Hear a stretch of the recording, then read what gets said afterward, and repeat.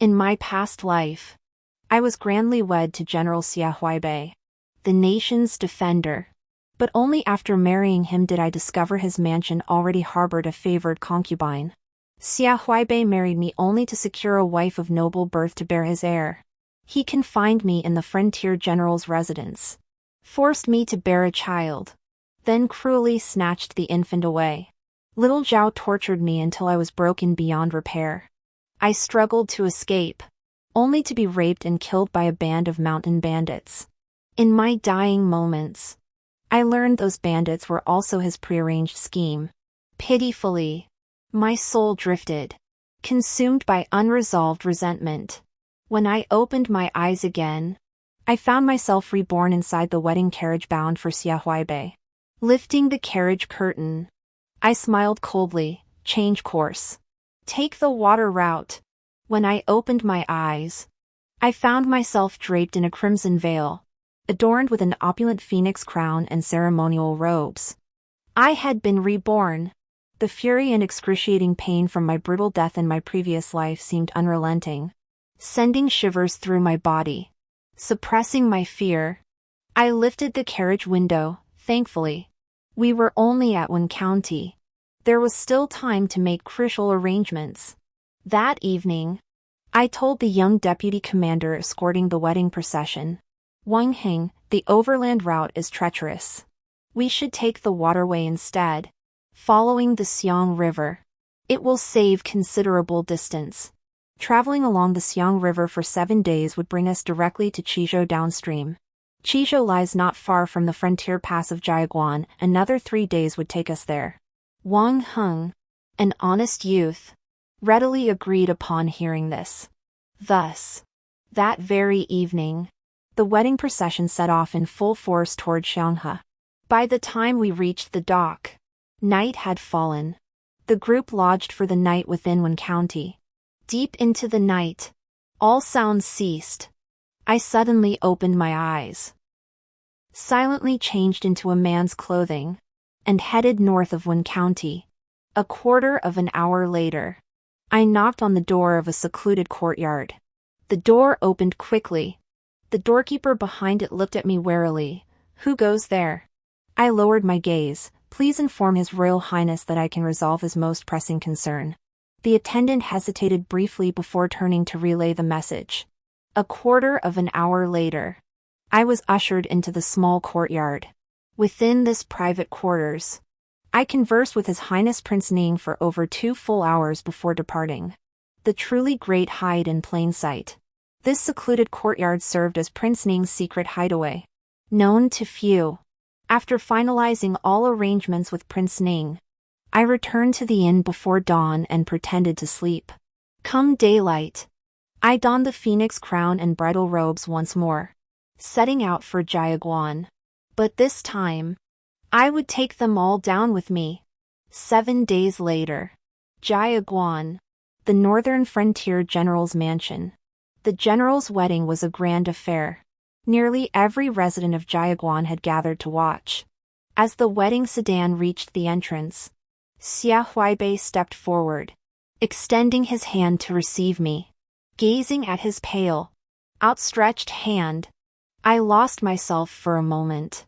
I recalled my past life, when I believed Xia Huaibei's feelings for me were genuine.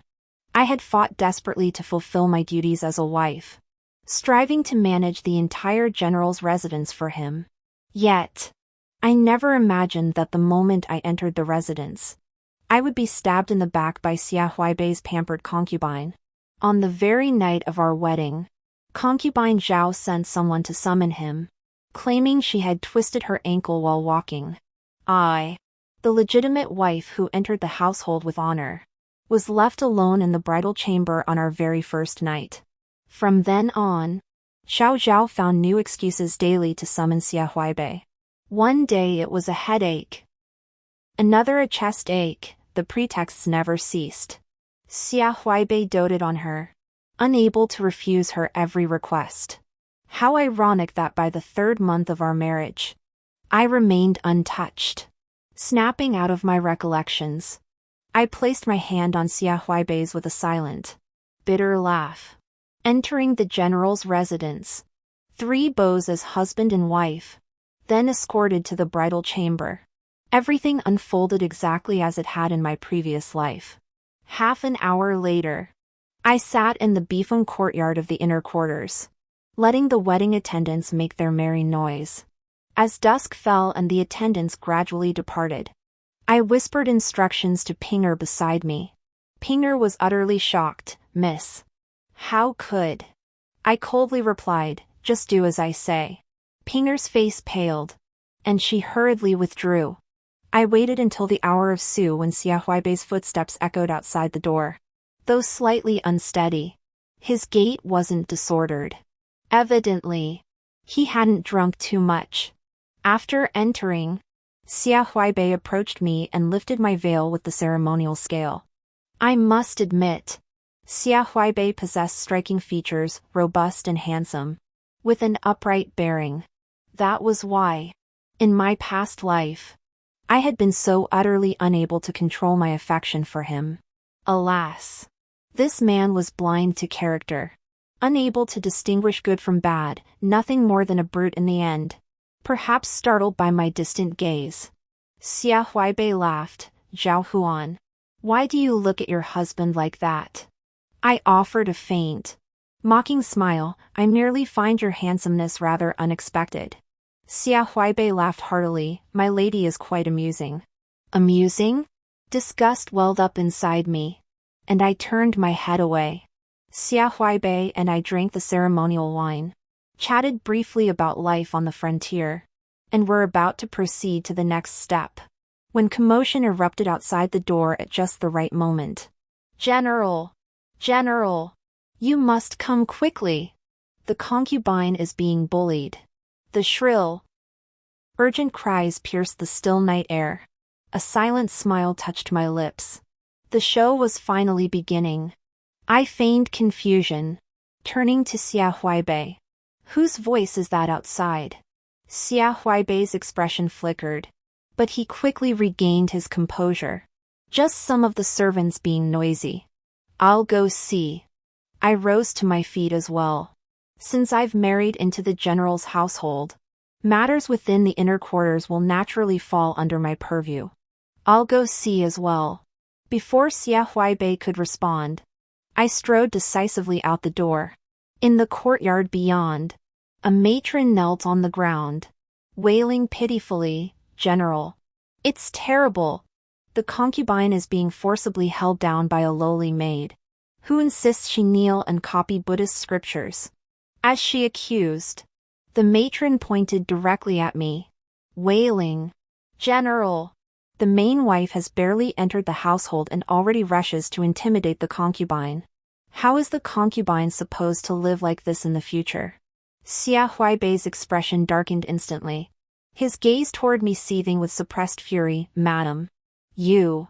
I raised an eyebrow, cutting him off with a cold laugh. "Concubine? General Xia, so your household already has a concubine? Before even marrying a proper wife, you've taken a secondary wife?"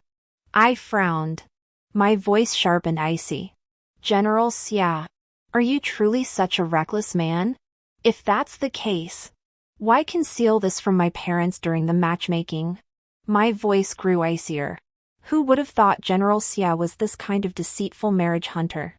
I demanded harshly, glaring at him with disgust and fury. Xia Huaibei, who had just been rushing to defend his concubine, now looked awkward. After being cornered by my words for a moment, he finally replied with a touch of awkwardness, "What's wrong with a man having a woman by his side while fighting on the frontier?" Ha! What a ridiculous excuse! I snorted coldly and clapped my hands. Instantly, a shadow guard materialized before me. The speed was so swift it startled even Xia Huaibei. A sudden guarded look flashed in Xia Huaibei's eyes. "You have secret guards with you?" I looked at Xia Huaibei and slowly revealed a sinister smile. "General Xia, though my father is only the Vice Minister of Rights, my mother is Princess Anyang, the Empress Dowager's most beloved granddaughter. I've been cherished by Her Majesty since childhood, and she's always had Imperial Guards secretly protect me." I watched him, enunciating each word clearly. What? Did General Xia seek my hand in marriage because he thought I was easy to bully? Did he come to propose just to deceive me into marriage? A thin sheen of sweat instantly broke out on Xia Huaibei's forehead. He stammered, somewhat flustered, that wasn't my intention. Of course. I was deceiving him. These secret guards were assigned to me by Prince Ning, one condition of our deal. In my past life, Xia Huaibei sought my hand likely because my reputation as a virtuous, meek noblewoman was well known. He assumed that even if I discovered his concubines, I'd swallow my pride and endure it silently. And in that life, I truly was weak. I was love-struck and infatuated with him, clinging to the fantasy that if I gave enough, he would finally see my worth. I never once considered that it was precisely my step-by-step concessions that led to such a tragic end. At first, that concubine, Lady Zhao, only humiliated me in secret. But I never fought back. Never complained to Xia Huaibei, letting her bully me. Seeing how easy I was to push around, Lady Zhao grew increasingly brazen. In the end, she usurped my position as the main wife, openly inciting the servants to mistreat me. She even blamed me for Xia Huaibei's military defeats. Later, I risked my life to give birth to my own child, only for little Zhao to snatch the newborn away the moment it was born. I never even got a proper look at my own child. After that, I descended into madness. My mind shattered. Xiao Zhao falsely accused me of raving and biting people, persuading Xia Huaibei to have me imprisoned. And Xia Huaibei, true to form, locked me away, confined in a dark chamber. Every inch of my body was tortured by Xiao Zhao until not a single spot remained unscarred. The endless darkness threatened to swallow me whole, until I finally found a chance to escape. But barely out the city gates, I was captured by bandits who tortured me to death. Only after dying did I learn Lady Zhao had deliberately let me flee. She'd arranged for those bandits all along, waiting to catch me like a fish in a barrel. Flashbacks of my past life's humiliation and torment flooded my mind. My eyes darkened as I addressed the secret guard, enunciating each word. Please convey this to my father. Xia Huaibei already had a concubine. He deceived me into marriage. Therefore, I demand a divorce. I spoke with icy detachment. Yet Xia Huaibei beside me paled visibly. I refuse. I looked at him. Why not? Xia Huaibei pressed his lips together. You are the legitimate wife I married in full accordance with tradition.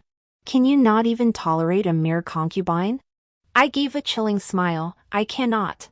Not only am I intensely jealous, but I am also ruthless. I remember every slight. I spoke each word deliberately as I stepped closer, locking eyes with him. The hatred in my gaze was unmasked. Since General Xia refuses to grant me a divorce, then do not blame me for being heartless. With that, I strode toward the courtyard exit.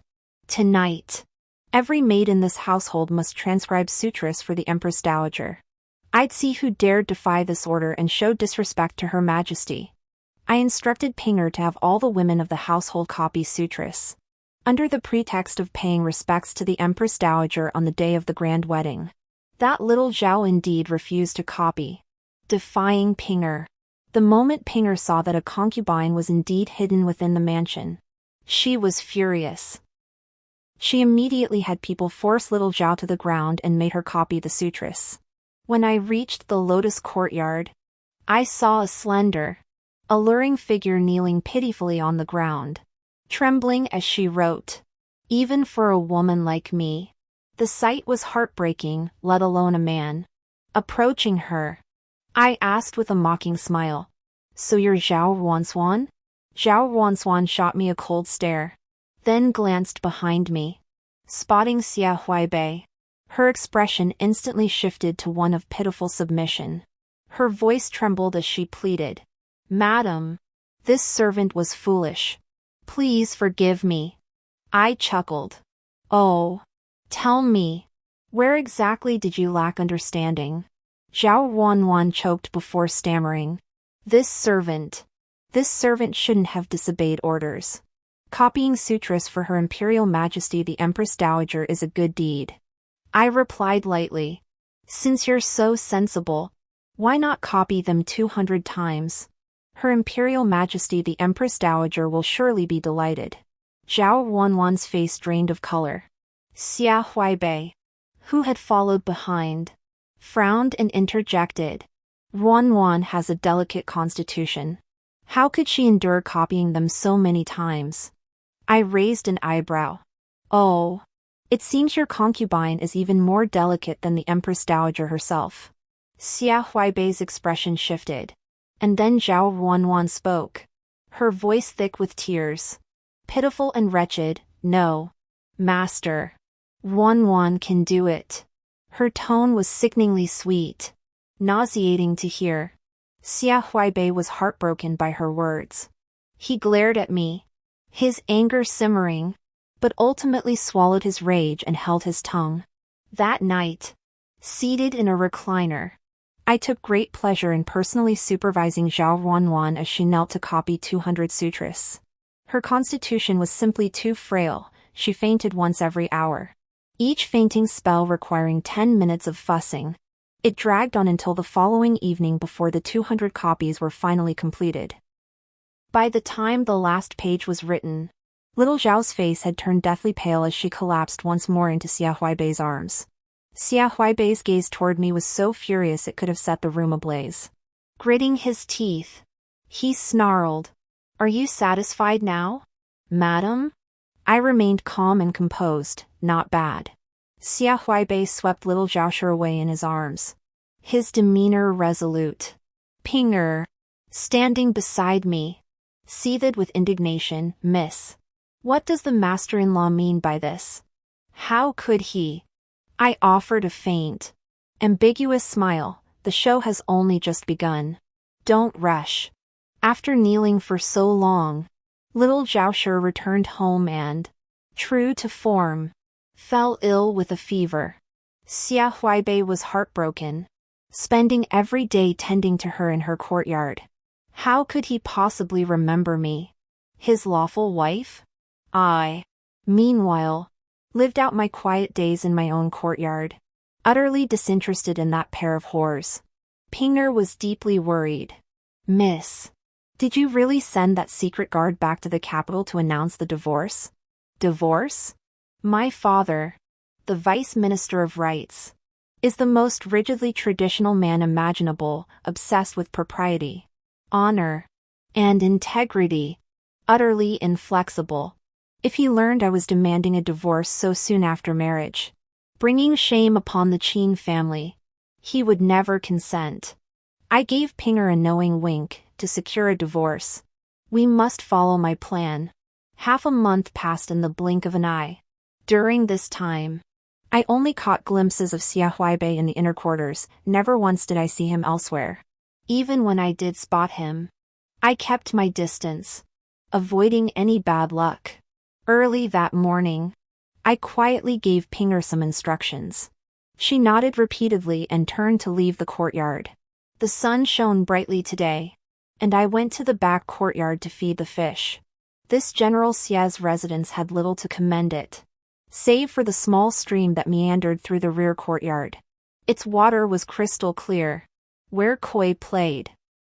As I leisurely scattered feed into the stream, footsteps approached from behind. It was Wan Laonyang, attendant to Lady Zhao, carrying a tray of food. Seeing me alone, Wan Laonyang lifted her chin haughtily. Madam, kindly step aside. I must deliver this blood swallow soup to my mistress. I froze. Blood swallow? Made Wang grew even more smug. Precisely, blood swallow, a precious delicacy sent from the capital. Precious blood swallow. I covered my face, unable to suppress a sneer. Your mistress comes from such humble origins.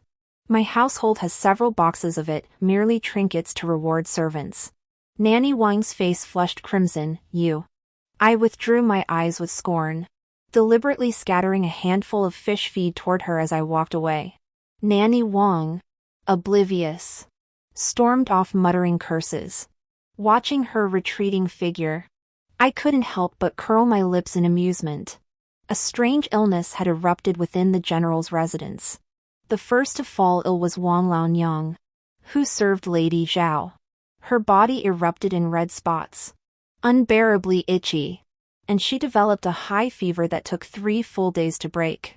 Soon after, the servants in the rear courtyard began exhibiting the same symptoms. One after another, the vast general's residence suddenly found itself without a single usable servant. Xia Huaibei was overwhelmed with worry, constantly summoning physicians to treat the afflicted. Yet to his dismay, even the doctors themselves fell victim to the illness. News of the mysterious plague at General Xia's residence spread like wildfire, quickly permeating the entire Jiaguan Pass. It even reached the barracks. Strangely enough, throughout the entire residence, only I, Lady Zhao, and Xia Huaibei remained unaffected. Even Pinger had been infected, though her symptoms were mild, and she recovered the next day. Suddenly, rumors began circulating in the streets, claiming that a demonic star had appeared in the general's residence, draining the fortune and vitality of those around it. This was why the people within the mansion had fallen ill. The rumor grew fiercer and fiercer, fermenting almost overnight. By evening, Pinger and I stood in a secluded corner of the rear courtyard's covered walkway, whispering our plans. Father warned me long ago. I told Pinger that I was cursed from birth and must not marry before turning 16. Pinger grew anxious.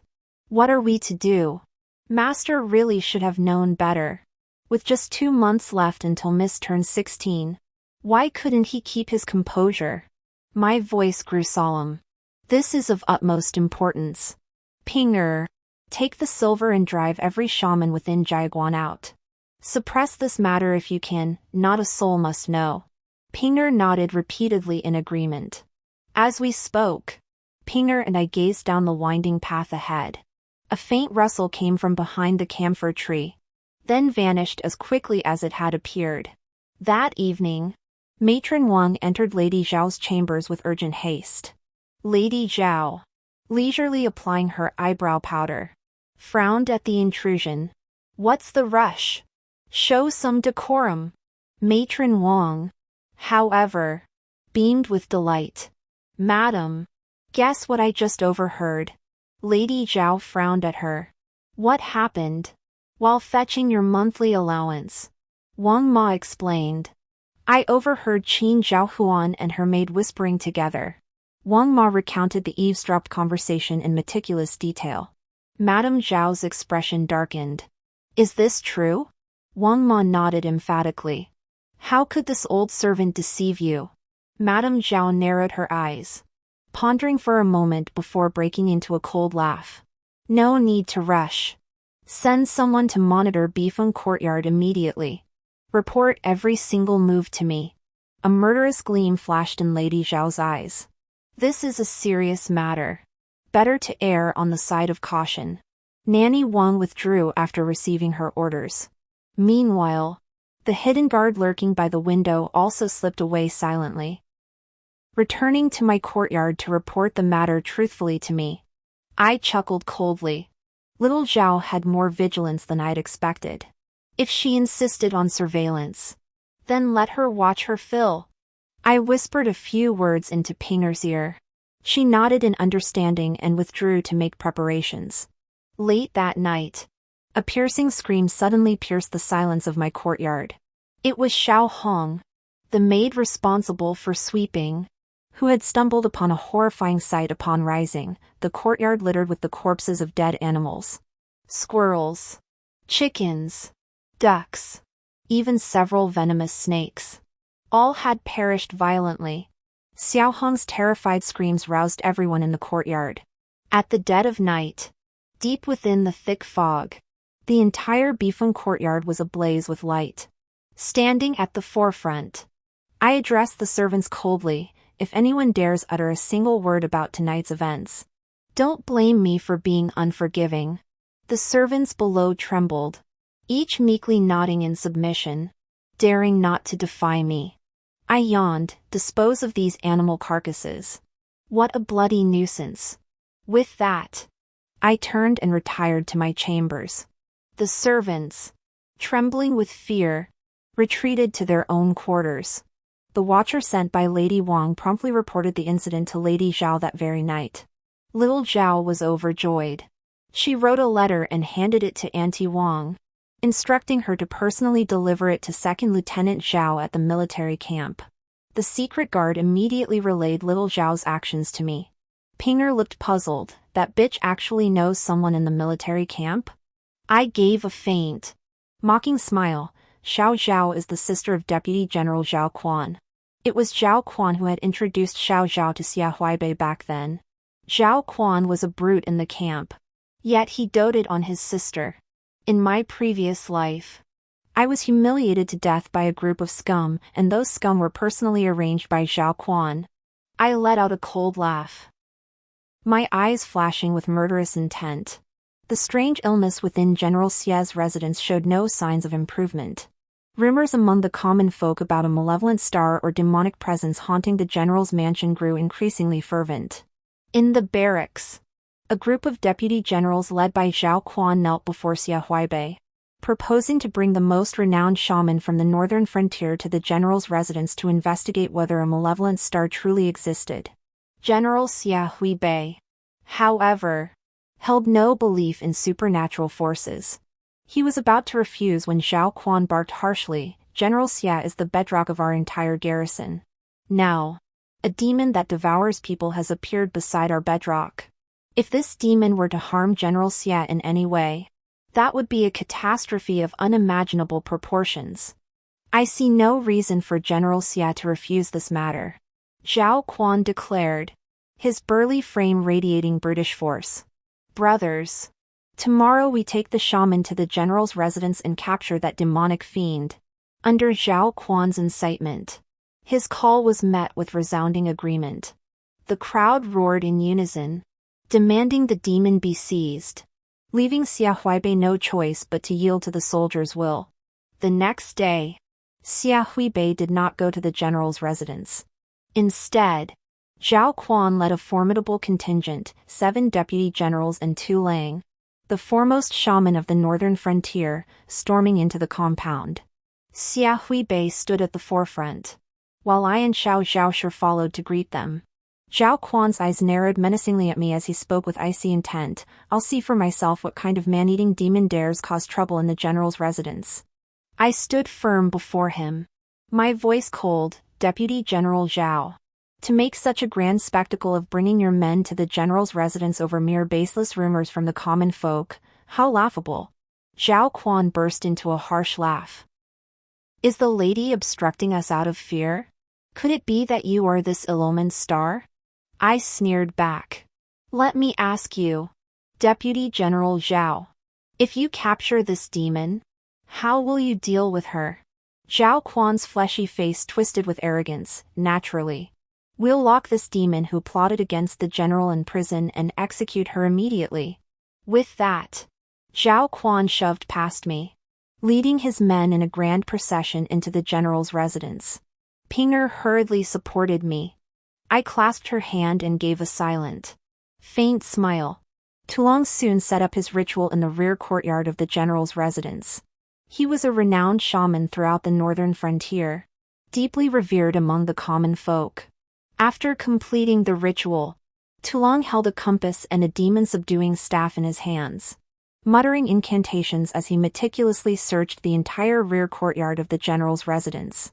When he entered my Bifeng courtyard, Tulong suddenly dropped the compass and exclaimed in shock, "Whose courtyard is this?" Before I could speak, Wang Laonyang, standing beside Lady Zhao, leaped forward and cried urgently, "It's the mistress's! This is the mistress's courtyard! The mistress truly is a demonic fiend!" Wang Laonyang shrieked. I remember that day clearly. I exchanged just a few words with her in the afternoon. Yet by evening, I fell ill with a strange sickness. Xiao Zhao covered her mouth with a handkerchief, speaking in a feeble, delicate voice. "That's correct. I can vouch for that." Xiao Zhao turned to Xia Huaibei that day. The matron somehow offended the lady and was scolded by her. Before night had even fallen, the matron began running a fever. At this, Xia Huaibei's scrutinizing gaze immediately turned to me. His suspicion tinged with a hint of coldness. Is this truly the case? My expression remained impassive. Where there's a will, there's a way to frame someone. Zhao Quan and Xiao Zhao exchanged a glance. Zhao Quan instantly roared, "Guards! Seize this demonic creature who devours the living." Before he could finish, Tu Ling frowned. "I haven't spoken yet, why the rush?" I sneered coldly, "Shaman. You're unaware, these people would gladly see me imprisoned at once." Tu Ling's tone turned solemn. "This courtyard is permeated with an aura of divine clarity. Rich and pure, with the faint fragrance of 100 flowers lingering in the air." As he spoke, Tulan snapped his fingers in calculation, his expression brightening with delight. The divine aura surrounding the lady is even denser. She is none other than the reincarnation of the fairy of Lingbo. She can bestow blessings upon the world, ensuring peace and bountiful harvests. At these words, the expressions of everyone present shifted dramatically. Xiao Zhao froze. Zhao Quan's brows knitted tightly, and Xia Huaibei stared at me with disbelief. The remaining deputy generals, however, were overjoyed. They all congratulated Xia Huaibei, celebrating his marriage to such a fortunate wife. How splendid! With such a virtuous wife, General, she will surely bless our campaigns with victory. Indeed, with the fairy's protection, we're bound to win every battle. Xia Huaibei was utterly embarrassed, responding with a pained expression. Xiao Zhao suddenly laughed. Who would have thought my sister was such a blessed person? It seems all that happened before was just a misunderstanding. I raised an eyebrow. Shaman, please continue your investigation. Find out exactly who the demonic presence in the general's residence is. As I spoke, I shot Xiao Zhao a pointed glance. Her face instantly drained of color, her hands clenching the silk handkerchief so tightly they trembled. Tu Ling nodded and stepped out of Bifeng courtyard to continue his investigation. Half an hour later, he entered Xiao Zhao's Furong courtyard. The moment he stepped inside, his expression twisted in horror. "This courtyard reeks of malevolent energy," he roared. "The aura of a demonic presence is overwhelmingly thick." Tu Ling's voice was icy and sharp. "Who is the master here?" At these words, Xiao Zhao nearly fainted, her face turning deathly pale. Xia Huaibei caught her before she could collapse to the ground. Tu Ling's expression darkened further. He dipped his demon-subduing staff into the burnt incense ash from the ritual array and swung it toward Lady Zhao. But in that instant, countless ghostly flames suddenly swirled around her. The horrifying scene terrified all the deputy generals present. They cried out in alarm, "A demon! It's a demon! The demon has revealed itself." No wonder the camp has faced misfortune these past 2 years. Who would have thought it was because a demon was haunting the general, disrupting the soldiers' fortunes? Xia Huaibei's expression darkened. Yet he still held Xiao Zhao tightly. His voice dry. "Could it be? Could we have made a mistake?" Zhao Quan's face also changed. He never imagined events would unfold this way. Last night, he had specifically colluded with this shaman beforehand, instructing him to identify Qin Zhaohuan as the demonic entity. Yet this shaman had defied all expectations. Zhao Quan glared coldly at the shaman, grinding his teeth. "Did you misidentify? This is my sister, Qin Ruerue." To his shock, Tu Ling snorted coldly. "I've served as a shaman in the northern frontier for over 30 years. Shamans are appointed by heaven itself. How dare you question me?" By the end, Tulan was practically roaring, "You, Deputy General, carry an overwhelming aura of slaughter. You must have committed too many sins in your past life. This life will surely bring you no good end. If you don't believe me, just wait and see." At these words, The other deputy generals all paled and took several steps back from Zhao Quan, fearing they might be tainted by his ill fortune. I stepped forward at the right moment. Feigning shock, who would have thought Consort Zhao was a demonic being? Truly terrifying. Xiao Zhao struggled to her feet, her face deathly pale as she protested, "You're lying. If I were a demon, why has the strange illness only now erupted in the general's residence?" Little Zhao wept softly, her vulnerability evoking pity. Yet the lady entered the household barely 3 months ago, and now the general's residence has become this. Nanny Qin promptly interjected, recounting in detail how numerous animals had perished in my courtyard just days prior. Unexpectedly, Tu Ling sneered, precisely because the First Lady is a celestial maiden. Her divine aura clashes with the demonic energy emanating from you, that is why this has happened. The crowd erupted in uproar. No one bothered to argue further, they all clamored to have little Zhao locked in the dungeon.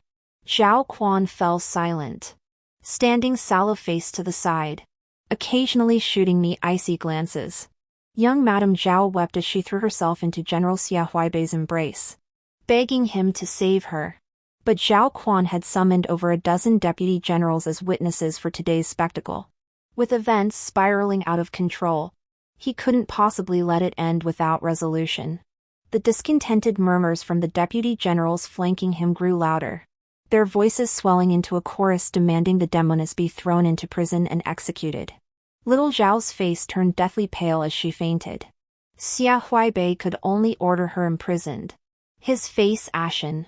That very night, after little Zhao was locked in the dungeon, Xia Huaibei was pressured by the soldiers camped there to execute her. But Xia Huaibei was deeply devoted to little Zhao, how could he bear to kill his precious darling? Thus, Xia Huaibei conferred with Zhao Quan and devised a plan. Publicly, Xia Huaibei issued an order, a cup of poisoned wine was to be bestowed upon Lady Zhao, executing her. In reality, however, another woman was found to drink the poisoned wine in Lady Zhao's stead. Lady Zhao herself was then taken out by Zhao Quan and hidden away in a village outside Jiaguan Pass. The secret guard relayed the news to me in full detail. I sneered coldly, Xia Huaibei would never bring himself to kill Xiao Zhao. And only by doing so could this chess game continue. I leaned close to the guard and whispered my orders. He withdrew without a sound.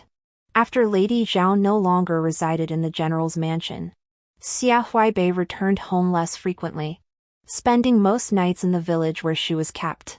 On the rare occasions he did come home, the look in Xia Huaibei's eyes held a trace of resentment, as if Lady Zhao's plight was entirely my fault. One day, as I embroidered in my courtyard, Xia Huaibei unexpectedly appeared, a first for him. He stayed for supper and showed no intention of leaving, clearly expecting me to attend to him that night. I gave a cold laugh. "General, it's dark now. Are you planning to stay?" Xia Huaibei's gaze grew intense. "We are husband and wife. Is it not my right to remain?" I chuckled. "Let me guess, what suddenly made you remember me?" "I imagine it's because the Turks have been stirring trouble at the border lately. With war imminent," I drawled.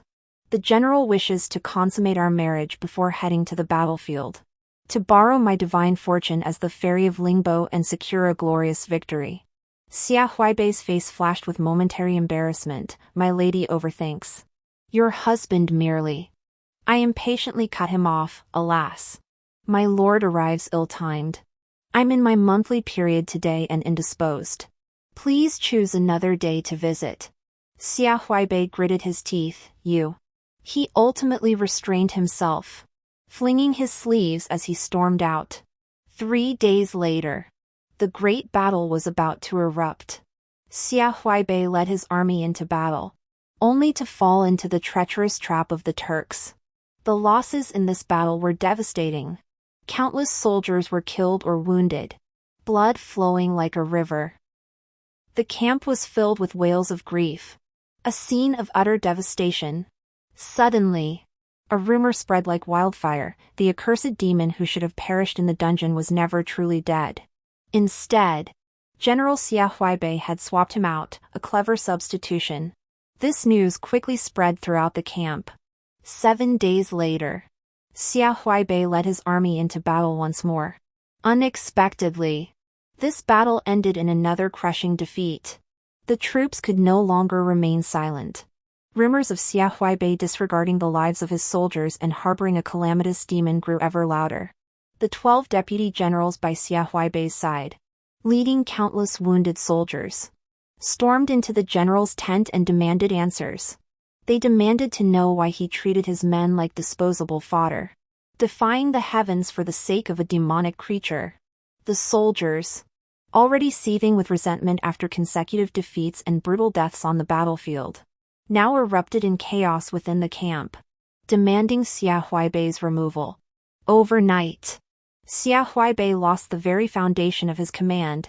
News of this reached the emperor in the capital at just the right moment. The emperor was enraged, nearly collapsing from the shock. Fortunately, at the critical moment, Prince Ning stepped forward, volunteering to replace Xia Huaibei and lead the troops against the Turks. All this unfolded too swiftly. In just 3 short months, Xia Huaibei plummeted from Grand General to a mere captain of 1,000 men. Hated to the core by his men, he was consigned to the heaviest manual labor within the barracks. Meanwhile, news of Xia Huaibei's fraudulent marriage had already spread throughout the capital. People whispered that the youngest daughter of the Qin family, the deputy minister of rights, was truly pitiful. The foremost shaman of the northern frontier had declared Qin Zhaohuan to be the reincarnation of the celestial Lingbo fairy, yet she had married the deceitful Xia Huaibei.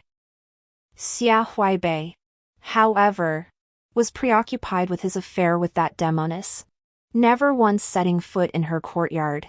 As the scandal grew ever more intense, even my father, however rigidly traditional and bound by propriety he might be, realized Xia Huaibei was now a useless pawn. He entered the imperial study, knelt before His Majesty, and pleaded for the emperor to intervene, granting my daughter a divorce. The emperor, mindful of my father's 3-term service as a veteran statesman, immediately issued an imperial decree granting me the divorce. When the decree arrived, I was at the military camp, helping bandage the wounds of soldiers injured on the front lines. Prince Qing temporarily assumed command, leading the troops to inflict heavy losses on the Turks. Overnight, morale soared. Men shouted, "Long live Prince Qing! And the fairy of Lingbo has manifested." On the frontier, I assisted Prince Qing in calming the soldiers' hearts within the camp. The subsequent battles unfolded with increasing ease. Yet Xia Huaibei always kept his distance, watching me from afar. Sometimes, when I was so absorbed in treating soldiers that I forgot to eat, I'd find meals already waiting in my tent. I glanced at the food box on the table and let out a cold laugh. One noon, as Xia Huaibei entered my tent carrying a food box, I appeared before him. "What are you doing, General Xia?" I asked, my voice laced with sarcasm. In just a year, Xia Huaibei's face had grown gaunt and weathered, his sunken eyes betraying the vibrant spirit he once possessed. His gaze darted nervously, filled with self-doubt and panic. I chuckled softly. People are always like that, aren't they? Only realizing what they've lost once it's gone. Wouldn't you agree? Xia Huaibei's face flushed crimson, his eyes glistening. "I'm sorry, Zhao Huan. I never meant to hurt you." "Is that so? When you concealed your concubine to woo me," I stared at him and said, word by word, "you only wanted a woman of pure lineage to bear your heir." He desired nothing more than a surrogate vessel. "But life is long. You never considered that I might feel lonely, crave affection, or suffer heartbreak. Xia Huaibei, you and Xiao Zhao are cut from the same cloth, selfish and vicious." As I spoke, I tossed the food box outside. "By the way, if you're truly idle, why not go home and visit your little Xiao Zhao? You might just find a pleasant surprise." After becoming a 1,000-man commander, Xia Huaibei was long since banished from the general's mansion. He moved to the small village where Xiao Zhao lived, settling into an ordinary, unremarkable marriage with her. Yet while Xia Huaibei found these days peaceful and secure, Xiao Zhao endured them as utterly miserable. Perhaps it was the words I spoke to Xia Huaibei that made him wary. One afternoon, he returned home. Little did he know that as soon as he reached the doorway, he heard Xiao Zhao's lewd cries. Obscene words. Each one piercing his ears. So unbearably vile. And the voice of the adulterer sounded all too familiar. It was none other than Xiao Zhao's so-called brother, Zhao Quan. Xia Huaibei was furious beyond measure. He burst into the room on the spot to catch them in the act. He killed Zhao Quan with his own hands. Little Zhao went mad, lunging forward, demanding Xia Huaibei pay with his life. The scene descended into utter chaos, a sight too gruesome to behold. After that, Xia Huaibei's spirit sank into deeper despair. Come the following spring, with the frontier affairs settled, I bid farewell to the Prince of Qing, thanking him for all his arrangements, and set off on my journey back to the capital. Just before my departure, Lady Zhao came to see me one last time. She carried a food box, personally preparing numerous dishes to bid me farewell. She urged me to drink wine. Once I was drunk, she clapped her hands, and in an instant, several burly men closed in to surround me. Little Zhao's face was now deeply lined with wrinkles. Aged nearly a decade, all that remained of her was a fierce, harsh demeanor, not a trace of her former sweetness. It's all your fault, you wretched woman, she snarled. You've ruined me. Her hateful gaze fixed on me, tears glistening in her eyes, and now you've even seduced Xia Ling into neglecting his meals and sleep for you. If he hadn't refused to touch me these past 2 years, how could I? She snarled. Qin Zhaohuan. I'll make you pay. Yet I, who had been drunk moments before, suddenly burst into laughter. I clapped my hands. Come out. You'd better get a good look at what this pampered concubine of yours really looks like. I leaned back on the long couch, speaking slowly and deliberately. Xia Huaibei emerged slowly from the corner, his expression unusually cold and grim. Xiao Zhao's face paled. You. How did you get here? Xia Huaibei radiated murderous intent. Like a demon from hell. Sword in hand, he thrust it expressionlessly into Xiao Zhao's chest. The next moment, the sword clattered to the floor. Xia Huaibei knelt before me, head bowed, his voice hoarse and sorrowful. Miss Zhao. I'm sorry. Villains killing each other spares me the trouble of dirtying my hands. I rose, unwilling to spare him another glance, and walked out of the military camp. On the day I returned to the capital, the sky was clear and breezy.